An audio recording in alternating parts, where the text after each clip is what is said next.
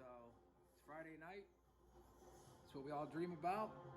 And end of the work week, time to play, at least for a couple days. So figured I'd show you guys the shop and where it's all gonna go down, the truck, where I live my life, show you where all that hard work got me. So hopefully you watched the last couple videos. If not, man, get on it.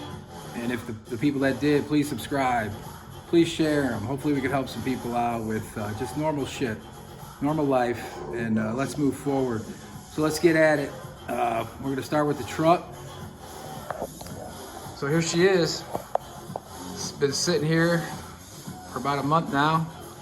Like I said, we did the lowering kit, 22-inch Hellcat rims and tires. Obviously not Hellcat tires, but you know, rims and tires. But I went with the 5 in the front, 7 in the rear. That's the IHC kit. A little more money, but supposedly it's the only kit on the market that keeps that factory ride. I don't know how many people have driven or own a Ram, but the best part of owning a Ram is the ride out of any truck in the world. Rides like a car, better than an SUV. That 4-link suspension, man, it's just terrific. So I was really concerned because when I talked to the people at IHC, they actually recommended I go with a smaller tire. But I'm so glad I didn't, because to me, this gives it that perfect look of almost factory. You know, any tire smaller than that would have just been too low profile and whatever. But these are the, like right now you could buy the Brass Monkey edition. So that's what I figured, since that's the most current, I'd go with those. Every time I imagined buying rims, they were going to be the SRT, SRT 10 rims, 22, which you see a lot of out on the market. But yeah, man, at the last second I seen these, I'm like, you know, if I'm going for a Hell Ram, I got to go with the Hellcat wheels. So glad I did. Very happy with the color. Very happy with the way the tires turned out. Like I said, man, it is perfect. Gives it just enough to give it that almost touring look. So, I mean, you can see she's low. Difference between a full-size truck and, like I told you before, I had an S10. I mean, the whole truck went down a lot further. But I'm going to try, well, I'll get the flashlight in here in a second, I'll show you. But looking at it from the side, you don't really realize this is low as it is. But if you look underneath, it is a lot lower than it seems. So since I've had it lowered and cleaned up and everything else, I mean, it's been sitting here for a month, so it's dusty, but it's ceramic coated by my buddy, you know, Mikey, the detail boss, I call him. But you know, we just do stuff here. He lives in the neighborhood. We both try to do our own stuff. I mean, we tint, we plastic dip, we wrap. I mean, whatever we can do ourselves to save some money. So, like I told you before, don't be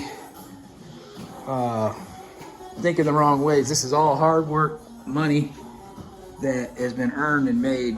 But I mean, just the thing is, it looks so badass, and that was the whole goal here, to just get up to a car show this year. I mean, I still got the tow mirrors, which obviously I'm gonna have to get rid of.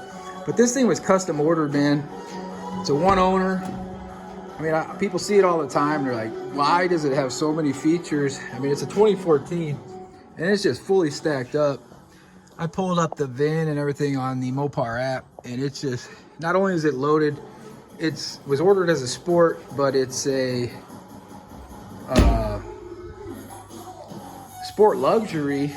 So, I mean, obviously I shaved all the badges, got rid of the 1500 Ram on the side. It just looked gaudy. And then I replaced the Hemi 5.7 badge with an actual Challenger Hemi badge, because, you know, that's the whole goal here. So, but yeah, we'll get rid of them tow mirrors eventually. I haven't touched anything yet because I'm waiting for all the parts to show up. I took the moving blankets off of this side just so you guys can see how beautiful and how awesome it looks. But if anybody that has a garage knows, when vehicles sit in the garage, they always get scratched, they always get dented. And that's why we got moving blankets, especially right here. This is a main walking path. But I have one that usually goes on the roof and then down the sides as well. So, a couple other things since I got the Brass Monkey wheels. I kept going back and forth if I was gonna go with the Speed RT grill, Speed grill, whatever they call them, honeycomb grills.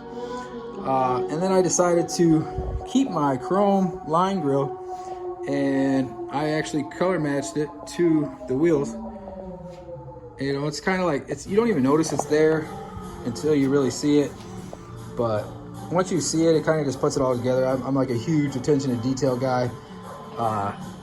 Clearly, I custom painted the Ram emblems, because if you watch my original video with my nieces and daughters with the eggs, you'll see lime green is my color, and in a second you will see why. But so this is the truck. I mean, once it's done, dude, it's gonna be a bad boy. So a lot of hard work.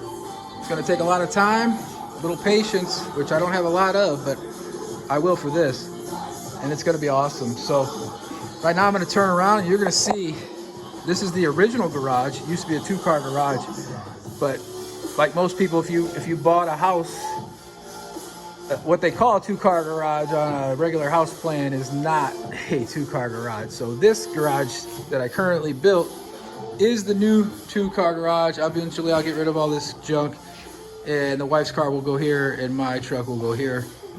But we're gonna come in and then you're gonna see this is where the lime green starts. So this is where it all happens, baby. This is my spot. This is where a few buddies I have come over. We all hang out. We do this thing. We try to have as much fun as possible. And I just wanted to show you. I mean, this is all based off of me working real hard, saving money all along the way to get to a point to be able to do stuff like this. I mean, even that wood you see on the walls, that's not kits that I went and bought off of at Home Depot or nothing. These are all individual pallets, guys, that I cut them all up myself, stacked them in my driveway, and you know, spent a winter out here cutting up wood. I got an inventory of wood up in the attic now of pallets, but pallets, you can get them for free and then just use that wood to do stuff, man. I mean, that's just like a little play option of what the kind of stuff I could do to show you to save. I mean, this toolbox was something I used every day at work, and I was fortunate enough now to where, because I'm in management, I don't have to have a toolbox at work. And man, it was nice to bring it home. I just didn't expect it to happen as fast as it did.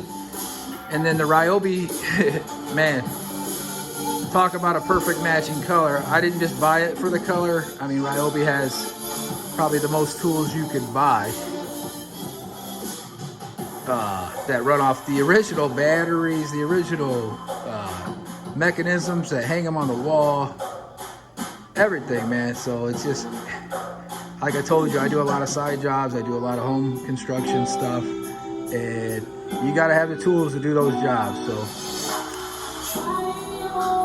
I just wanted you guys to see where I'm at. Hopefully you'll like it, share it, watch it. It's gonna be cool. No, this is not my motorcycle. I'm just storing it here for a buddy. So there it is. Hope you're all having a good night and have a hell of a weekend.